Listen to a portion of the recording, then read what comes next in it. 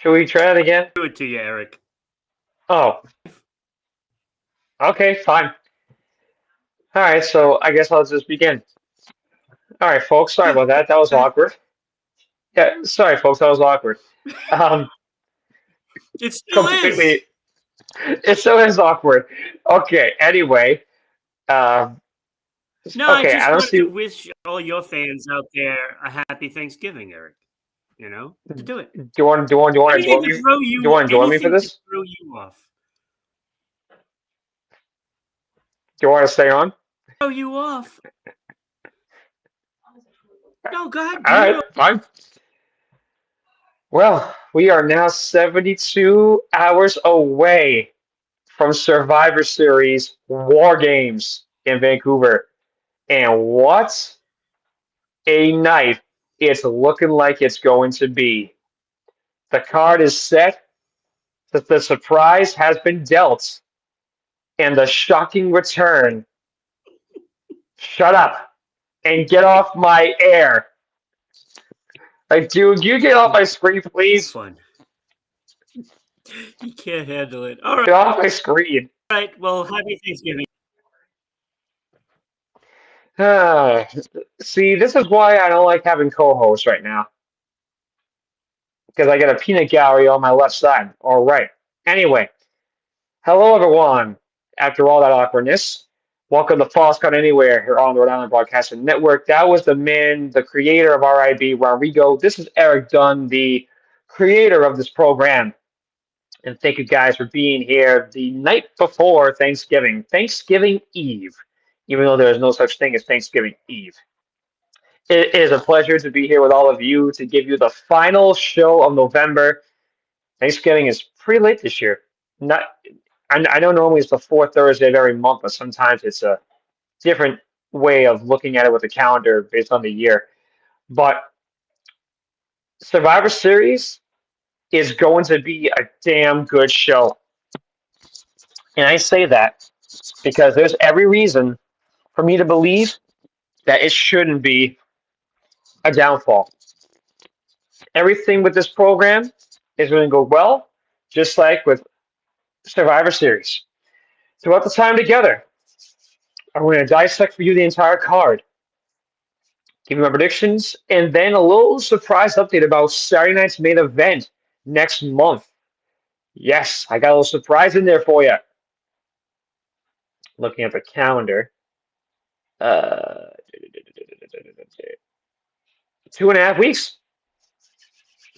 And the main event for Saturday night's main event has already been set at MSG, Madison Square Garden. That's why we broke it down through our time together. And please help me out as well on Facebook, YouTube, and on Twitch. I'm here every Wednesday at 5, as well as Amazon, Google, Spotify, TuneIn, and Podbean Podcast and Red Circle. Facebook and our YouTube channels at RI Broadcasting is where you can follow us. Join us at Buy Me a Coffee as well at RI Broadcasting. Patreon is also how you can help support us going on daily and Sports Unfolded if need be. And I will also state for you as well, for those who would like to be a sponsor of our program, and yes, I do mean a sponsor, your ad will be read right over here. I'm pointing down to it. Not only will people see it, it'll be heard on the audio version for Spotify, Amazon Red Circle, and many more. Those wanting more information on how to get involved, send an email to Rodrigo at ribroadcasting.media@gmail.com. That's all one word, at ribroadcasting.media@gmail.com. We will get you on your way, get you everything that you need to be a part of the family. This broadcast of Falls Count Anywhere is the exclusive property of Erik Dunn Productions, Rodrigo and 990 WBOB, which, by the way, for those that are wondering about I'm Done with Sports, I'm actually off this week to celebrate the holiday. So I'll be back to my usual stuff next Monday, and then I've got two more shows, and my last show is December 18th. So for the I'm Done with Sports fans, of this program, I will be giving you three more shows. So I just want to make sure that I let you guys know that as well, for those that was wondering why I wasn't giving you anything this week. But This program, though, is a Rhode Island broadcast production for the private use of our audience, but any publication, reuse, redistribution by anyone is not prohibited and is given express consent to be shared and is greatly appreciated. All right, let's begin. And let's go ahead and get this sucker in. All right. Survivor Series from Vancouver, Canada. Interesting. Once again, WWE is a major deal in Canada. Vancouver and Toronto, to be exact, in my eyes. So we're going to go down the line, go in order. The first one for the Intercontinental title was announced on Raw Monday night. Braun Breaker and Sheamus and Louis Kaiser in a triple threat. There is little surprise at the moment of chaos that has been created between these three superstars since they all have something to prove. Fresh off for claiming the gold from Jey Uso, Braun needs to demonstrate that he is a dominant title holder. But for the Celtic Warrior, the Survivor Series free-for-all is the opportunity for him to claim the one title that has eluded him throughout his WWE career. For Kaiser, it's finally time to live up to the faith that the ring generator has shown in him. Let's see who will leave WWE's Fall Classic with the Workhorse title. So for this one, I honestly think, in my eyes, Braun's going to retain. But if I had to pick, I want Sheamus to be. I want Sheamus to get it because if Sheamus wins the Intercontinental title, he's a Grand Slam winner. So I'm going to pick Sheamus on this one. That's one. Number two, for the United States title, LA Knight versus Shinsuke Nakamura. Since overcoming Logan Paul at SummerSlam to capture the title, LA Knight has proved himself to be a fighting champion. However, Nakamura is a different kind of adversary who put the exclamation point on his return to SmackDown Friday by attacking the megastar just seconds after a successful title defense against Berto. He then launched a second vicious attack on the title holder, hurling him into the ring post repeatedly, just moments after the U.S. champion overcame Santos Escobar. Nakamura is out to do what he does best, play mind games in his quest for the gold. LA Knight should take this one. I don't think that Nakamura in his return is going to do anything, so LA Knight should definitely get it. That's number two. Number three, the Women's War Games match. Rhea Ripley, Bianca Belair, Bayley, Naomi, and Io Sky versus Liv Morgan, Nia Jax, Raquel Rodriguez, Tiffany Stratton, and Candice LeRae. The carnage is set to begin. Ripley and Morgan are embroiled in one of the most bitter rivalries in recent memory, highlighted by Liv Morgan stealing Ripley's title, her faction the Judgment Day, and the affection of Dirty Dom Mysterio. Morgan has built an army, including Batari Rodriguez. It has also enlisted WWE Champion of SmackDown, Nia Jax, and her associates Stratton and LeRae. In desperate need of reinforcements, Ripley convinced the EST of WWE, as well as Naomi and the Genius of the Sky, to join her cause, with Bayley replacing Jade Cargill after she was attacked, setting the stage for an epic War Games matchup. And there it is.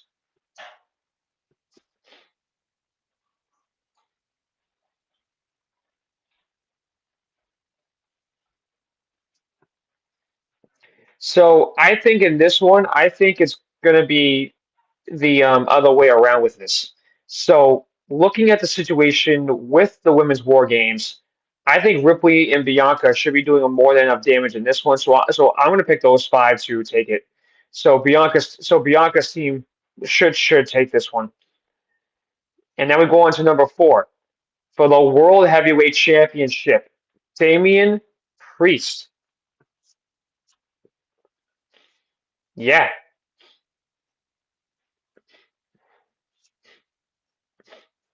Um, that could be interesting.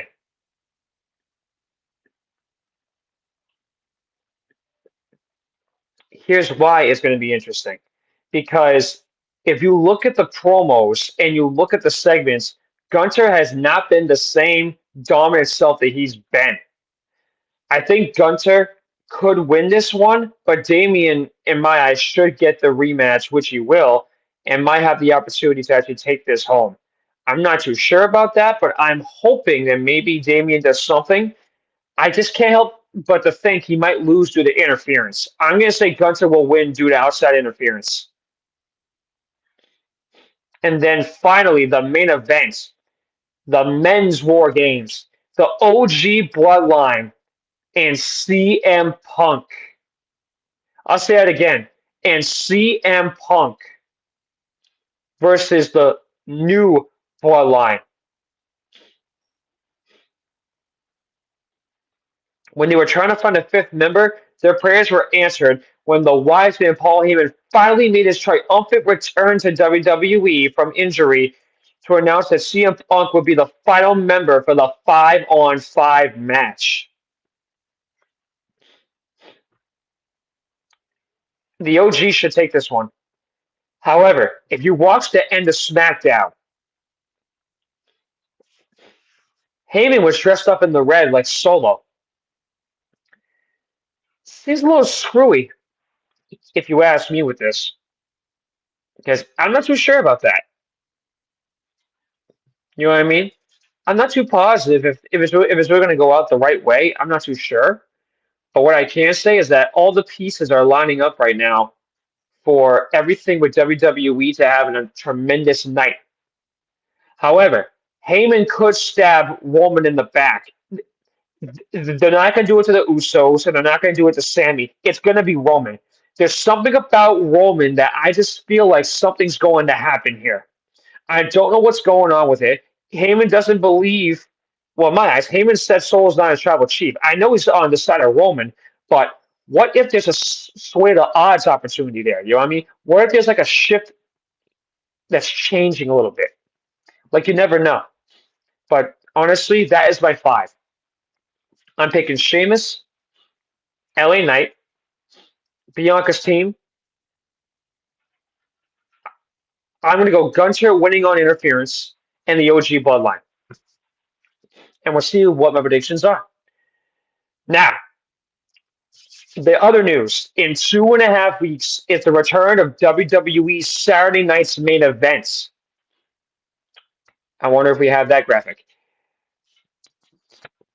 And if we do, I have a major announcement that has been confirmed regarding the main event of Saturday night's main event. Nope, I made it for War Games. Okay, no worries. Um, so here it is. Cody will go head to head with KO for the undisputed WWE Championship. Once united with the American Nightmare against the Bloodline, KO felt betrayed when Cody decided to team up with their mutual adversary Roman Reigns against Solo and Jacob Fatu of the reconfigured faction. After Cody and Roman won that historic tag team match at Bad Blood, KO savagely attacked the undisputed WWE Champion in the parking lot by his trailer. Owens then turned his rampage to Randy and put the Viper out with an illegal pile driver. Despite his egregious behavior, KO insisted the American Nightmare was to blame for everything and that the WWE Undisputed title had caused Cody to lose his way. Cody was determined to make KO pay, and when they finally come face to face, he issued a challenge that could only be settled on Saturday night's main event. So at first, I thought it was going to be at MSG, which I'm sure will be at some point, but it's going to be at the Nassau Veterans Memorial Coliseum on Long Island, New York. Nassau. Man, when was the last time it was at the Nassau's Coliseum? Because I remember that from a long time ago. Interesting. So the major news for me is that Punk is back with Heyman. Are they back together? They've always been on good terms. Who knows? However, watching Survivor Series on Saturday night, this is the last premium live event until February when they have the Royal Rumble in Indy. Nothing December, nothing in January. This is it. And then for the next 2 months, they have to build the road to WrestleMania 41. I can't believe that. We're getting close to WrestleMania 41. What the hell? It's insane. as well. And also, um, not sure about this one yet, but it looks like John Cena's retirement tour might be starting earlier than we think. It might be starting at Saturday night's main event. Nothing's confirmed on that yet, but hopefully next week I'll get an update for you on that because I'm not too sure about that, but maybe it will be. So on next week's broadcast, the first one for the month of December, it will be this. Going over everything. Okay? We're going to go over everything.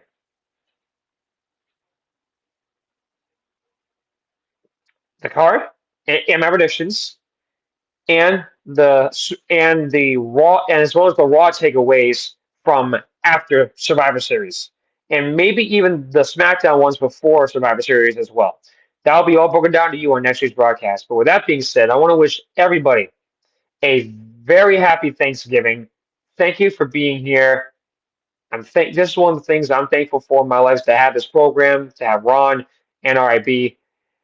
And yes, just as a side note, I will be returning to WBOB on next week's broadcast if I'm done with sports. I have the holiday off, so I had nothing to do with that. And thankfully, there was nothing I could have done anyway. Pats got their ass kicked. I'm happy I didn't have to talk about that. Wasn't close at all either. We'll see how they do Sunday against the Colts. Bruins, there was nothing wrong with them. Celtics are just steamrolling over everybody. Red Sox, nothing else on Juan Soto. Nothing much on that one still. They're still at stalemate. They raised up the offer, but there's nothing on that. But thankfully, guys, past season's almost done. We just got to get through early January, about 5 games left. Just got to get through it. And then it'll all be getting ready for spring training. Can't wait. See what happens. Bruins, Celtics, we'll see what they do. But for next week, it will be all WWE once again, and I'll be happily giving you that recap. On behalf of the man behind the scenes, the creator of RIB Rodrigo, this is Erik Dunn saying so long, and thank you for my home in Bridgewater, Massachusetts. This has been the final November presentation of Falls Count Anywhere on the Rhode Island Broadcasting Network. Thank you guys so much for watching and for listening, and I wish you guys a very happy Thanksgiving.